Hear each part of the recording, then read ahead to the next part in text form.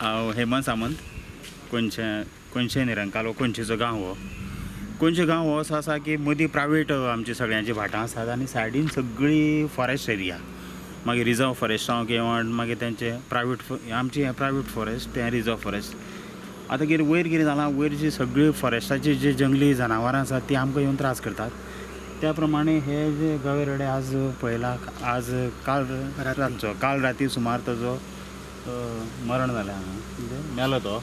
Natural death म्हटल्यार ताका कांय कळना, अजून रिपोर्ट कांय येवना. त्या प्रमाणे मागीर सगळे जे कन्सर्न ऑथॉरिटी आसा तांकां फोन केलो, त्या प्रमाणे तुमकांय बी फोन केलो. तुमी आयले बद्दल धन्यवाद.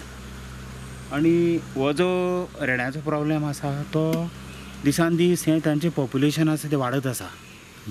ज्या प्रमाणे हांगा डुकरां माकड किंवा खेती हेंचें पॉप्युलेशन वाडलां त्या प्रमाणे तांचें तशेंच आसा. आनी म्हत्वाचें म्हणजे वयर तांकां फॉरेस्टान खावपाक कांय मेळना म्हणून ते आतां आमचे प्रायवेट भटांनी येवन आमकां त्रास करपाक लागल्यात.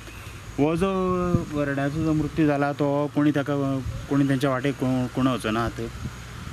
तो नैसर्गीक मृत्यू म्हणून फॉरेस्ट कितें म्हणटा आतां, वन खातें कितें म्हणटा?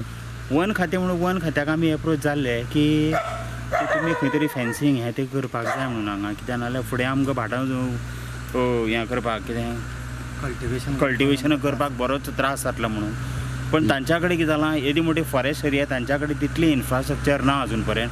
पण शक्यतो तांणी सांगलां की आमी हेन्स फोर्थ आमी चड जर सिरियस प्रॉब्लेम जालो, सिवियर जालो जाल्यार आमी ताचेर नक्कीच उपाय योजना करतले अशें फॉरेस्टान सांगलां आमकां.